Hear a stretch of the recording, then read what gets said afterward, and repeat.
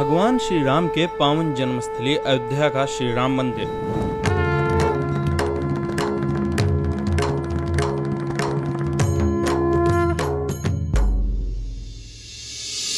करोड़ों भक्तों की आस्था के प्रतीक भगवान श्री राम जी के मंदिर का निर्माण आखिरकार शुरू हो गया।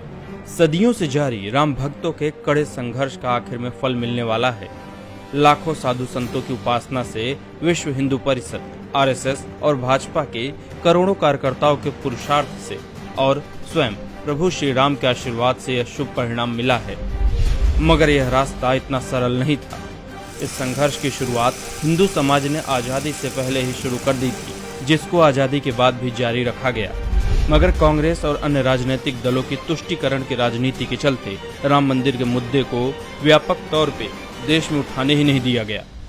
मगर 1990 में भारतीय जनता पार्टी ने राम मंदिर को एक देशव्यापी मुहिम बनाने का निर्णय लिया, जिसका परिणाम है कि आज करोड़ों हिंदुओं की श्रद्धा के पात्र रामलला को अपने ही जन्म स्थान में अपना घर मिल पाया है।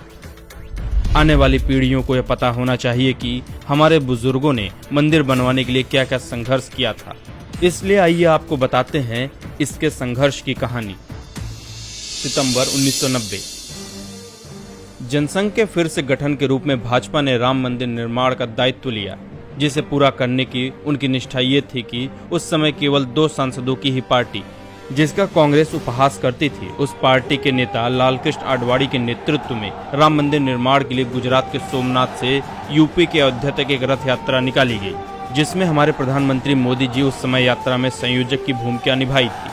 यात्रा का काफिला बढ़ता गया और देश का सोया हुआ हिंदू राम मंदिर के निर्माण के लिए जागृत होने लगा। ये जो रथ है, लोक रथ है, जनता का रथ है, जो सोमनाथ से चला है और जिसने मन में संकल्प किया हुआ है कि 30 अक्टूबर को वहां पर पहुंच करके कार सेवा करेंगे और मंदिर वहीं बनाएंगे। मंदिर वहीं बनाएंगे का नारा सबके दिल और दिमाग पर छा गया। विरोधियों में कांग्रेस, लालू प्रसाद यादव, मुलायम सिंह यादव जैसे तुष्टीकरण की राजनीति करने वाले नेताओं ने बाधा पहुंचाने की बहुत कोशिश की। अपनी यात्रा को स्थगित कर दें, स्थगित करके वो दिल्ली वापस चले जाएं। जब यात्रा बिहार पहुंची तो तत्कालीन मुख्यमंत्री लालू यादव ने यात्रा का नेतृत्व कर रहे आडवाणी जी को अपनी जालसाजी से गिरफ्तार भी करवा दिया था, जिससे देश की सियासत में बड़ा भूचाल आ गया था। लेकिन वो यात्रा रोक नहीं पाए। आडवाणी अपनी यात्रा को लेकर आगे बढ़ते रहे। इस यात्रा में अटल बिहारी वाजपेयी जी, उमा भारती, मुरली मनोहर जोशी जैसे नेताओं ने आडवाणी जी का बखूबी साथ दिया। इस संघर्ष का परिणाम रहा कि शीर्ष अदालत से भी राम मंदिर बनवाने की आज्ञा मिल ही गई। कांग्रेस का तुष्टीकरण।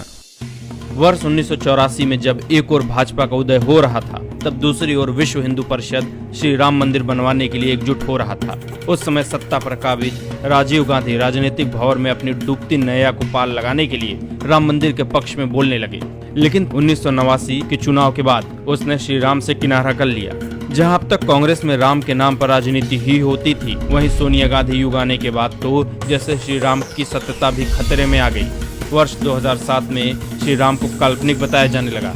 तुष्टीकरण के फेर में अंधी हुई कांग्रेस बार बार राम भक्तों की आस्था के साथ खिलवाड़ करने लगी। मंदिर वहीं बनाएंगे। मंदिर वहीं बनाने का क्या मतलब बना? कांग्रेस के पूर्व अध्यक्ष राहुल गांधी ने यहां तक बयान दिया कि अगर उस समय गांधी नेहरू परिवार का कोई भी सदस्य प्रधानमंत्री होता तो बाबरी मस्जिद नहीं गिरती। राम मंदिर निर्माण पर कांग्रेस की गंदी राजनीति को बढ़ावा देने और देश को झूठ बोलने में कांग्रेस का साथ दिया फर्जी बुद्धिजीवियों और वामपंथी इतिहासकारों ने, जिन्होंने हर मोड़ पर राम भक्तों की आस्था को झुठलाने का कोई मौका नहीं छोड़ा। जब के मोहम्मद ने दावा किया कि भारतीय पुरातत्व सर्वेक्षण के पास विवादित ढांचे के नीचे मंदिर होने के पर्याप्त सबूत हैं और राम जन्मभूमि खुशी से हिंदुओं को सौंप देनी चाहिए, तब इन वामपंथी इतिहासकारों ने के मोहम्मद को ही झूठा ठहरा दिया। दरअसल के मोहम्मद भारतीय पुरातत्व सर्वेक्षण के क्षेत्रीय निदेशक और 1976-77 में मंदिर मस्जिद मामले में हुई जांच टीम के सदस्य थे, जिन्होंने अपनी रिपोर्ट में बताया था कि इस बात के पर्याप्त सबूत हैं कि बाबरी मस्जिद से पहले वहां एक मंदिर था। मोहम्मद ने अखबारों को दिए इंटरव्यू में यहां तक कहा था कि यह स्थान हिंदुओं के लिए मक्का और मदीना की तरह है, इसलिए इसे खुशी से हिंदुओं को दे देना चाहिए। For Hindus, it is as important as Makkah and Medina are for Muslims. मगर के मोहम्मद की बात को गलत साबित करने के लिए उस जगह पर रोमिला थापर, डी.एन. झा और आर.एस. शर्मा जैसे वामपंथी इतिहासकार पहुंचे। उन्होंने दावा किया कि मंदिर का कोई अवशेष नहीं पाया गया, जो कि सरासर झूठ था। यह भी कहा गया कि रिपोर्ट में मंदिर का कोई जिक्र नहीं है। बीबी लाल ने स्पष्ट किया कि उन्हें बड़ी संख्या में मंदिर के अवशेष मिले, लेकिन उनकी बात को लोगों तक पहुंचने नहीं दिया गया। खुद को इतिहासकार बताने वाले इरफान हबीब ने एएसआई के दावे को सबसे बड़ा मजाक बताया था। मगर राम भक्तों की सच्ची आस्था को कांग्रेस और उसके तथाकथित बुद्धिजीवी हमेशा नहीं दबा सकते थे।